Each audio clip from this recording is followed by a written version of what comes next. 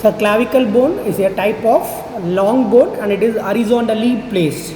So the one end of the clavicle is going to articulate with the sternum. The other end, which is called as lateral end, which is going to articulate with the acromion process of the clavicle, of the scapula. So what you should know about the clavicle is, so first you should able to identify the bone. If the bone is going to be like this or it may be like this, you have to find it is your clavicle. So look at the clavicle. So it has a rounded end and a flattened end. So this is a flat bone. So flat bone is the clavicle. So you have to identify the clavicle. And next thing you should know whether it belongs to the which side of the body. Whether it is a right side it belongs to, or it is going to belong to the left side of the body. So this bone which is going to belong to the right side of the body. So what are the features you have to know? How to remember the side determination of the clavicle. So for this you should know the ends of the clavicle. So I told you there are two ends of the clavicle. This end which is called as the medial end and this end which is called as the lateral end. How to differentiate the medial and lateral end? Look at the appearance. So look at the medial end, it is rounded one, and lateral end which is the flattened one. So the flattened portion which is the lateral end and the rounded portion which is the medial end. Then the bone which I am going to hold, this is the anatomical position of the holding the clavicular bone. How to hold it in the anatomical position? When you people seeing from the front, you are seeing from the front, look at this. For this we are dividing the bone into two parts. One is medial 2/3 and lateral 1/3.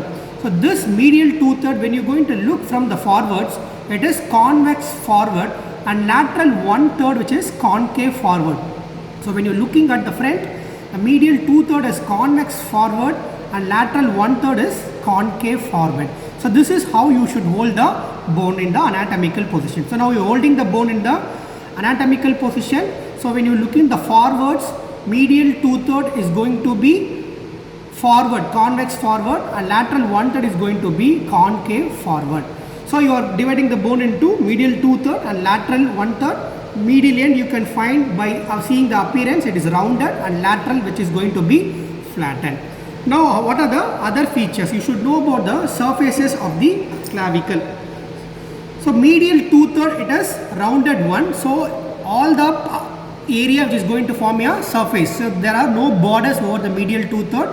So this surface is called a superior surface, and this is the inferior surface, anterior surface, and this is the posterior surface. So entire medial 2/3 is going to be the surfaces: anterior surface, posterior surface, superior surface, and then inferior surface. When you look at the lateral 1/3 of the clavicle, anterior border, it has a border, anterior border, posterior border, superior surface, and inferior surface. Now how to differentiate whether it is a superior surface or inferior surface?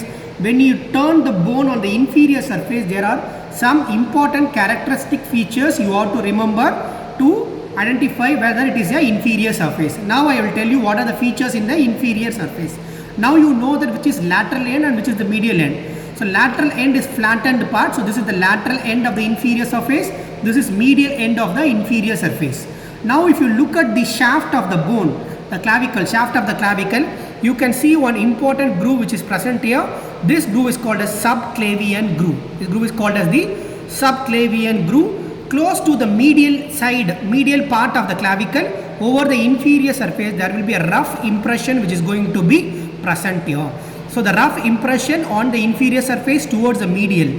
Look for the subclavian groove in the shaft. Then come to the lateral part of the clavicle of the inferior surface. You can see one small elevation. This elevation is called as conoid tubercle. Tubercle is called a small elevation.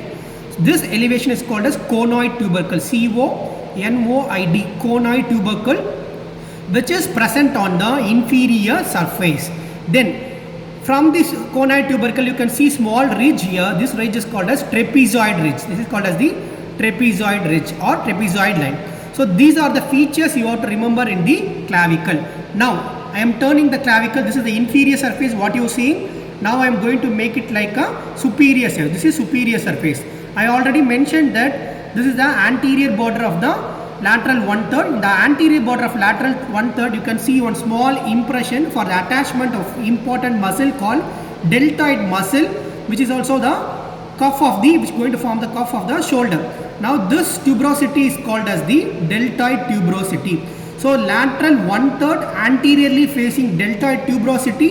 Inferiorly, if I turn the bone, you can see the lateral side conoid tubercle, trapezoid line, and a small rough impression over the lateral side, and a round rough impression on the medial side on the shaft subclavian groove. So these are the features. If you remember, then easily you can identify the side determination of the bone. Now for example, if I am going to give this bone, so you just hold the bone and you should know the anatomical position. You should not hold it like this. You have to hold it like this, because clavicle is a long bone and it is horizontally placed. Now you should know the end. So this is medial end. Always place the clavicle. So this will be the medial end and this is the lateral end. So you place it medial and lateral end, and you don't know whether how to hold like this or like this. When you look from the forward, the medial 2/3 should be convex forward. So I am placing the bone convex forward when you see from the front, and lateral 1/3 is concave forward. Then the next important point, inferior surface I should be able to find out. So I should not hold it like this. Why? Because inferior surface has important landmarks I have mentioned earlier. One is conoid tubercle, trapezoid lines, subclavian groove. So you place it inferiorly. Then look for the conoid tubercle. The conoid tubercle is placed on the posterior as well as inferior. So place it like this. Posterior and inferior, lateral end is to the lateral and medial is to the medial. So this is the right side clavicle bone. So any doubt in identification of the clavicle, so you have to know which side the clavicle. So place the, always keep the bone in anatomical position, then try to find out the side determination. It will be very, very easy. So that's it about the clavicle. Remaining muscle attachment, after once the theory has have taken of all the theory classes, later we will explain about the attachment of the clavicle. So that's it about the clavicle.